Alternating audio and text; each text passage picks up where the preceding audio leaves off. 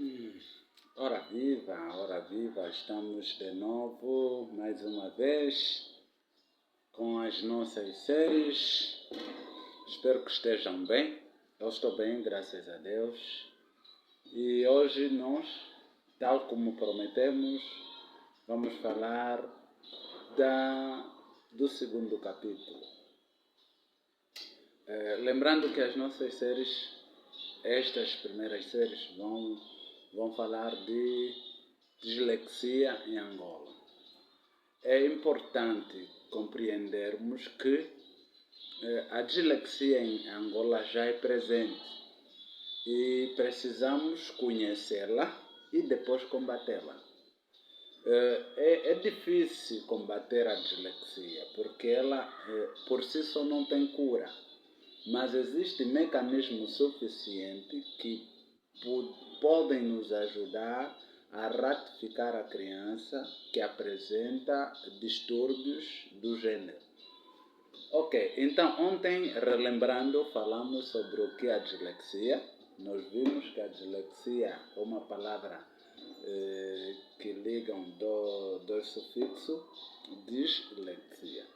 Então, dis significa dificuldade, significa confusão, significa pronto, tudo aquilo que é difícil, diz. Então, lexia tem a ver com palavra, leitura. Por isso que os estudiosos afirmam a dislexia como distúrbio que afeta a leitura, ou seja, é todo distúrbio que faz com que a criança tenha um transtorno de leitura e escrita, ok?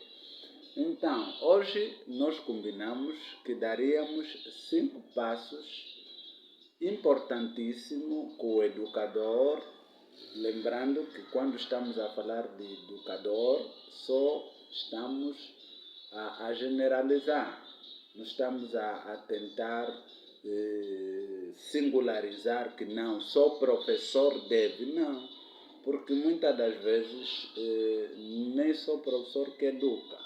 A educação é um processo que abrange muitas das áreas. Vamos supor, se a educação for na casa, o educador será quem? O pai. Se a educação for na igreja, o educador será quem? O pastor, o padre. Se a educação for na escola, aí sim, o educador será o professor ou um educador de infância.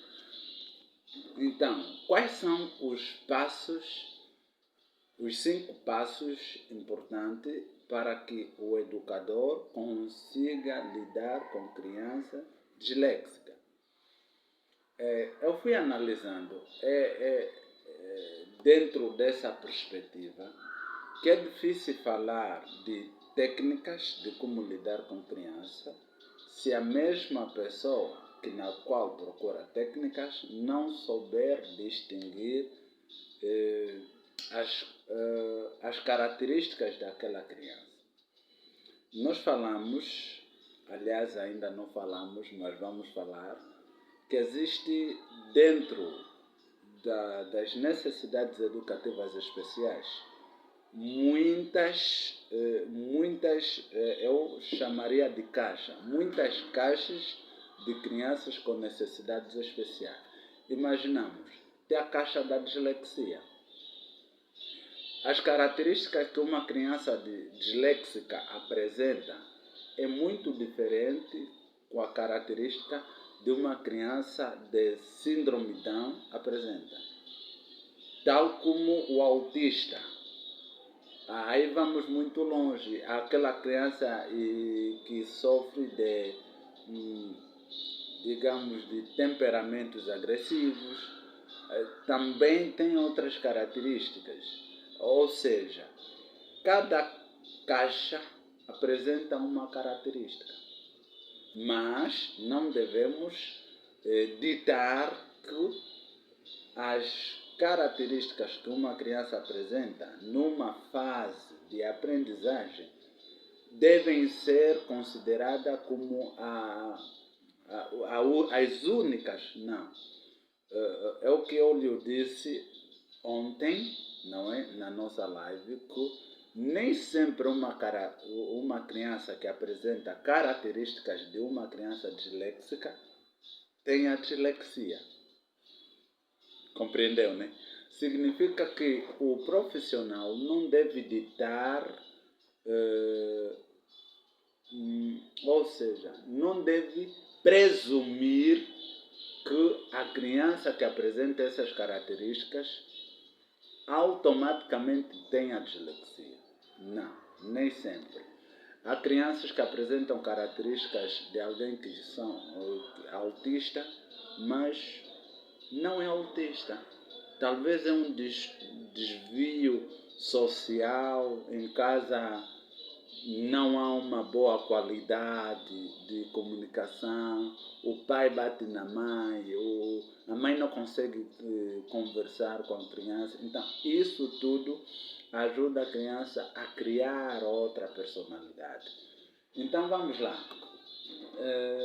Existe, tal como disse, características suficientes. Eu vou ditar só algumas, porque esse é um tema que também vamos falar. Quais são as características de uma criança disléxica? Vamos falar deste episódio no outro dia. Mas, entre todas, nós vimos que a dislexia é uma doença, ou não digamos doença, são transtornos, muitas das vezes adquiridas, ok? E também provocadas. Adquiridas, nós estamos a falar de hereditárias. É isso mesmo. Então, esse transtorno pode ser também hereditário. Entretanto, dentro dessas características, nós apresentamos várias. Eu só vou dizer umas duas, ok? Uma criança que tenha esse transtorno, ok? Tem atraso no desenvolvimento motor, desde a fase do engatinhar, sentar e andar. Então, a criança disléxica tem dificuldade no desenvolvimento motor, mexer o corpo, não consegue andar bem, não consegue gatinhar é luta, já está 2 anos, 3, mas ainda você vê aquela flexibilidade é terrível. Então, essas crianças podem também terem distúrbios disléxicos. A outra característica também é atraso ou deficiência na aquisição da fala. Há crianças que já têm 5 anos não conseguem pronunciar bem as palavras, não conseguem, eu diria, balbuciar as letras como devem ser.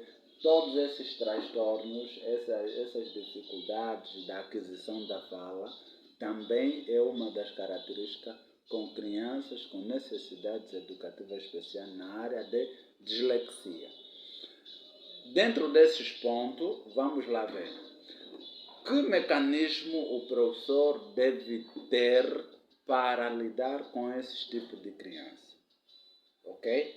Eu preparei 5. Das 5, tem muitas, mas das 5 tem a melhor forma que eu gostaria que vocês levassem em consideração.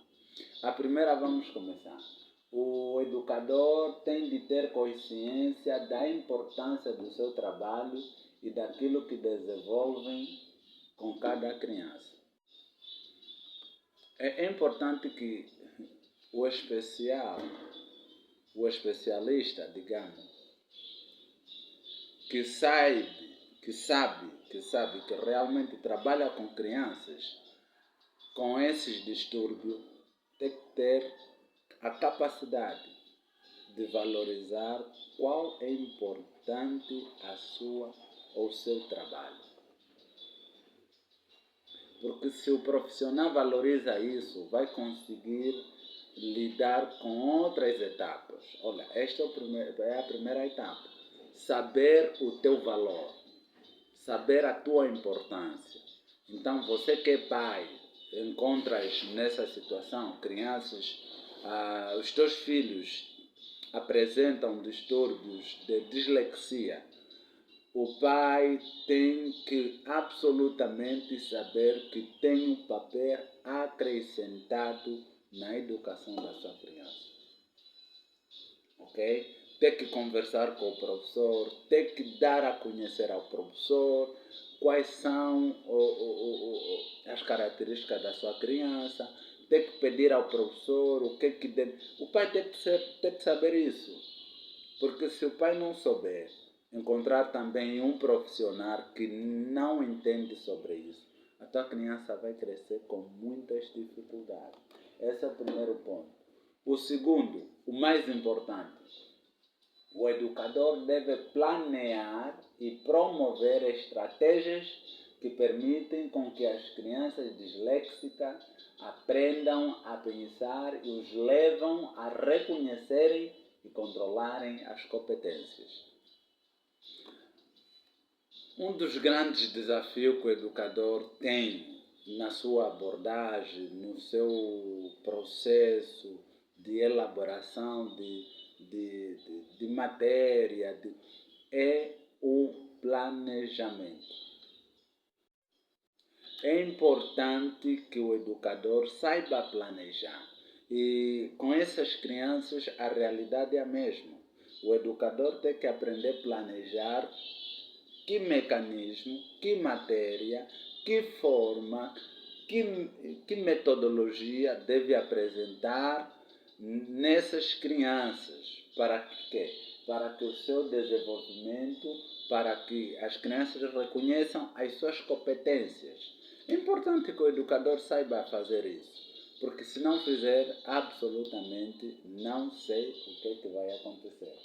O terceiro ponto, o educador deve promover qualidades como curiosidade. Olha o terceiro ponto, curiosidade.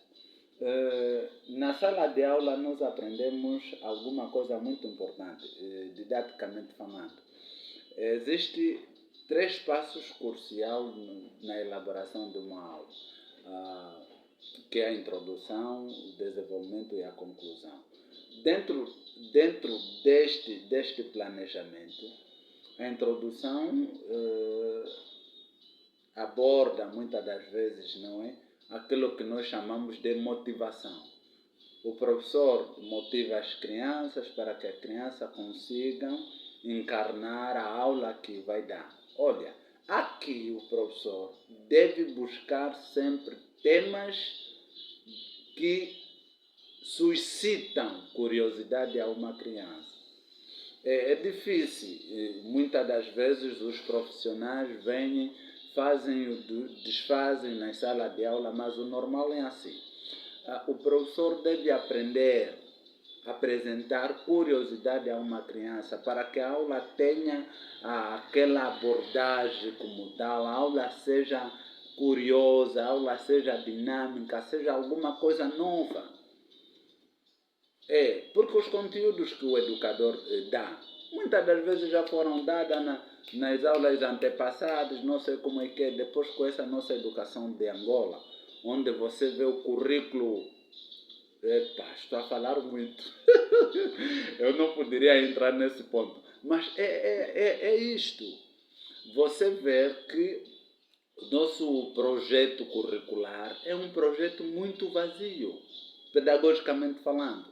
Então, o educador tem que ser eficiente em criar curiosidade na sala de aula, tendo em conta o tema que ele vai apresentar. Então, o terceiro é muito crucial. E as crianças que apresentam esses transtornos são muito curiosas. Quanto mais curiosidade, mais elas vão lutar para aprender. É isto. Depois nós vamos, dentro destas aulas, criar algumas técnicas de como trabalhar com uma criança disléxica. Pronto, vamos no quarto. O quarto, deixa lá ver na minha cábula, o educador deve demonstrar às suas crianças sensibilidade e predisposição para ajudar. Há educadores que não conseguem conversar com as crianças e não mostram aquele lado sensível de ajudar a sua criancinha. Por que o educador tem que mostrar esse lado sensível? Porque a criança pensa que, ou seja, a mente de uma criança, quando a relação, a comunicação entre educador e educando é saudável, a criança entrega-se totalmente. E todo problema que a criança tem, apresenta ao professor, apresenta ao educador. O educador tem que ter a capacidade de enxergar, ok? Não exigir a uma criança como se fosse adulta. Isso não existe. Então, o educador tem que demonstrar essa sensibilidade, ir aos pés de uma criança, se possível sentar ou baixar a guarda. Se a criança está de pé, você está alto, tal como eu, tem que baixar mesmo, fique na altura da criança e vai ouvi-lo, o que a criança vai falar. Isso é importante, porque a criança vai se abrir, primeira coisa, vai se abrir, e você vai ajudá-lo a desenvolver não só a sua área cognitiva, mas a desenvolver a sua forma de pensar, a sua forma de falar, a sua forma de se comunicar. É importante que o educador consiga enxergar isso. E o último, infelizmente só preparamos 5. E o último ponto, o 5, o educador de infância é de fato de que deve ser quê? Precisa estabelecer uma relação com a família. Exato. Educadores, não vamos conseguir ultrapassar estes problemas se não nos comunicarmos com os pais. Não importa o tipo de crianças com necessidades educativas o educador tem. Não importa. Desde que o educador consiga comunicar com o pai, porque, olha, a criança, ainda que passe todo o tempo conosco, o pai tem um papel muito crucial na aprendizagem e na educação da mesma criança. Então, o educador tem que aprender a negociar com o pai quais são os mecanismos a usar, a tomar, para que aquela criança consiga sangrar. Eu não sei se sangrar, falei bem. Pronto, esta é a verdade. Significa que as técnicas que o educador vai trabalhar na sala de aula, pode partilhar com o pai, para ver se o pai em casa também consiga chegar àquela meta, consiga ter também algumas atividades que ajudam a desenvolver a criança. Vamos supor, nós falamos que a criança que apresenta essas necessidades, a primeira pode ter um desvio no desenvolvimento motor. Se o educador conversar com o papá, nos finais de semana, o papá pode fazer exercício com essa criança, ok?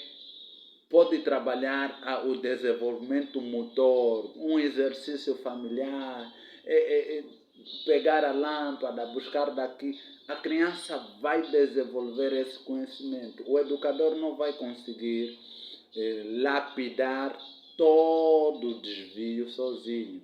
Então, comunicação entre casa e família é crucial, entre educador e pai é crucial. Logo, nós devemos ter a capacidade de conversar com o pai. A pergunta que gostaríamos de nos levantar é: que tipo de comportamento o educador tem para com o pai? Você é um educador presente? Ou você é um educador que só precisa de valor para sustentar-se? Pensa na tua responsabilidade. A sociedade precisa de ti. Saiba enxergar aquilo que é o teu dever como educador. Então, prezados, esses são os pontos que a gente levantou relativamente sobre de como lidar com criança. Existe muitas variedades. Nós aqui só apresentamos 5 porque acreditamos que os 5 são cruciais. E para já, espero que os irmãos estejam conosco, não é? Nos ajudam ao canal, inscreva-se na nossa... como é que se chama isso? Inscreva-se no YouTube para olhar. Se notarem esses vídeos, são natural. Eu não sei absolutamente nada sobre vídeos. Então, é um desafio que eu estou a fazer com os irmãos, gravar todos os santos dias um tema sobre a dislexia em Angola. Ela existe e isso é extremamente perigoso. Então, os educadores devem, primeiro, entender o que é a dislexia e, segundo, combatermos tal como nós temos feito, apesar de. Os irmãos entenderam? Apesar de. Então, estamos juntos. Amanhã vamos ter mais um episódio. Que Deus venha nos abençoar. Tchau!